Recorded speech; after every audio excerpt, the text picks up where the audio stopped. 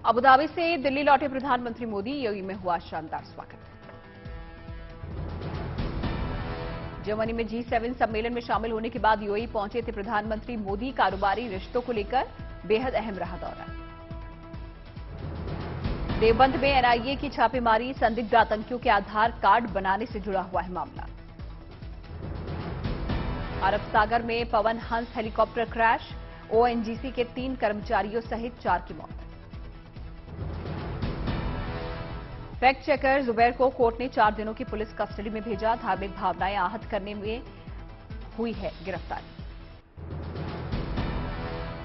महाराष्ट्र विकास अघाड़ी में सहयोगी दल उद्धव के साथ, एनसीपी में भी बैठकों का दौर जारी। सहयोगी दलों की ओर से दावा, सरकार पर कोई संकट नहीं।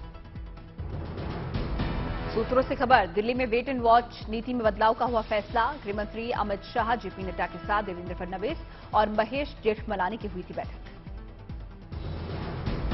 सुप्रीम कोर्ट का दरवाजा खटखटा सकती है शिवसेना। राज्यपाल ने फ्लोर टेस्ट का आदेश दिया तो शीर्ष अदालत का रुख करेगी पार्टी। आज मुंबई के गोरेगांव इलाके में जूनियर ठाकरे कर सकते हैं बड़ी रैली। 3 दिन से बीजेपी के खिलाफ आक्रामक रवैया अपना रहे हैं आदित्य ठाकरे। असली हिंदुत्व जंग के दौरान महाराष्ट्र कैबिनेट की बैठक में उद्धव सरकार का बड़ा फैसला। औरंगाबाद का नाम संभाजी नगर किए जाने पर विचार। कुछ निर्दलीय विधायक लिख सकते हैं राज्यपाल को चिट्ठी। महाविकास अघाड़ी सरकार से समर्थन वापसी का कर सकते हैं ऐलान। शिवसेना के बागी नेता एकनाथ शिंदे आज शाम अपने साथी विधायकों के साथ आ सकते हैं गुवाहाटी से मुंबई। 39 विधायकों के साथ होटल में शिंदे है मौजूद। एकनाथ शिंदे का दिल्ली आने से इनकार, कहा मैं क्यों जाऊंगा दिल्ली। शिंदे ने दोहराया अल्पमत में उद्धव सरकार।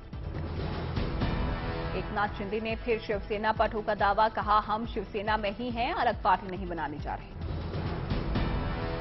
गुवाहाटी में कल रात एकनाथ शिंदे ने की बागी विधायकों के साथ आपातकालीन बैठक। भविष्य की रणनीति पर मंथन।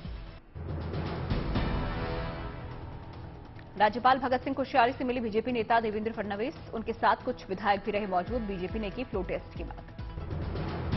देवेंद्र फडणवीस ने दिल्ली में की थी गृहमंत्री अमित शाह से मुलाकात। राज्य की वर्तमान हालात की दी थी जानकारी। बीजेपी अध्यक्ष जेपी नड्डा से भी मिले थे देवेंद्र फडणवीस। सीएम उद्धव ठाकरे ने बुलाई कैबिनेट बैठक। बैठक में उद्धव के इस्तीफा न देने पर बनी सहमति। कैबिनेट बैठक में मिला सभी का समर्थन। कैबिनेट बैठक से पहले सीएम उद्धव ठाकरे ने की एनसीपी प्रमुख शरद पवार से बात। पवार ने उद्धव को इस्तीफा देने से किया मना। सीएम उद्धव ठाकरे ने मातोश्री में की विधायकों संग बैठक। वर्तमान स्थिति और आगे की रणनीति को लेकर हुई चर्चा।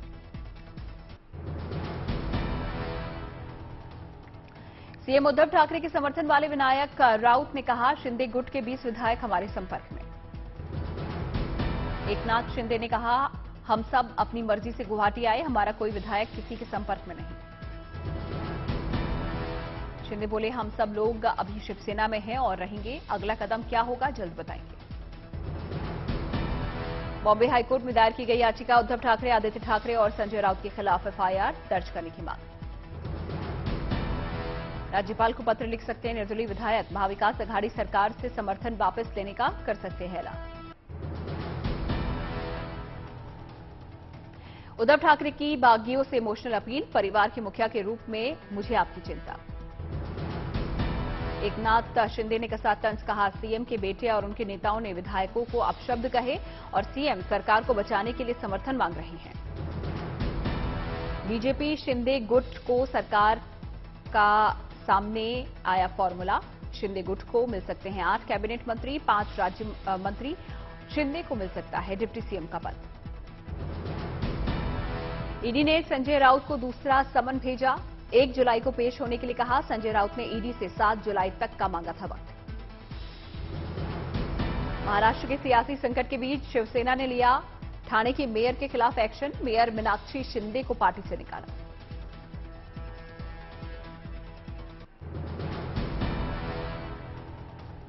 एनसीपी नेता सुप्रिया सुले ने साधा शिंदे गुट पर निशाना। कहा, शिंदे गुट के पास नहीं है बहुमत। शिंदे गुट को दी सुप्रिया सुले ने सलाह। कहा, बगावत छोड़कर सीएम उद्धव ठाकरे से करनी चाहिए बात। बोली, सत्ता आती जाती रहती है, रिश्ते बने रहने चाहिए। पर उद्धव जी ने अपील किया है तो अगर वो आके एक बार उद्धव जी से बात कर सके तो कुछ ना कुछ हल निकल सकता है। एंड रिश्ते ही तो होते हैं, याद रखना, सत्ता आती है और जाती है, सिर्फ रिश्ते रहते हैं। शिवसेना नेता प्रियंका चतुर्वेदी ने कहा, उद्धव ठाकरे निभा रहे हैं अपनी जिम्मेदारी, प्रमुख होने के नाते उद्धव ने की विधायकों से अपील। जीआर पास करने वाले सवाल पर बोली प्रियंका चतुर्वेदी, कहा जो मंत्री असम में बैठे हैं उन्हीं के मंत्रालय के जीआर हुए वापस। पंजाब में 12वीं बोर्ड का रिजल्ट घोषित, 99.40% के साथ लुधियाना की अर्शदीप कौर आई फर्स्ट।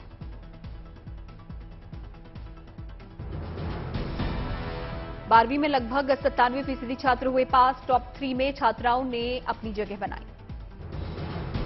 अर्शदीप कौर, अर्शप्रीत कौर और कुलविंदर कौर आर्ट्स स्ट्रीम से टॉपर।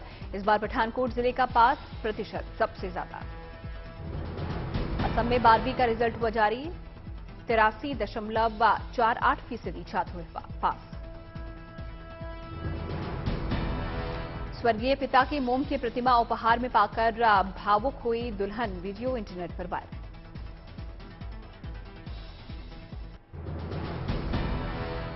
पश्चिम बंगाल के पूर्व बर्धमान में नुपुर शर्मा के समर्थन में विश्व हिंदू परिषद और बजरंग दल का प्रदर्शन।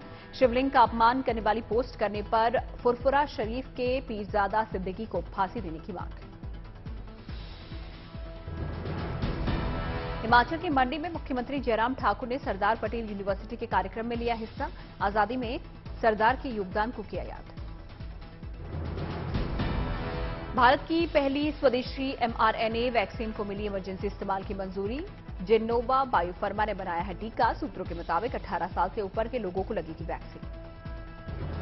आजमगढ़ के नवनिर्वाचित बीजेपी सांसद दिनेश लाल यादव निरुआ ने अपनी जीत को योगी मॉडल की जीत बताया। पालघर में देर रात फैक्ट्री में लगी भीषण आग, एक के बाद एक विस्फोट से इलाके में पसरी दहशत, हादसे में जानमाल का नुकसान नहीं।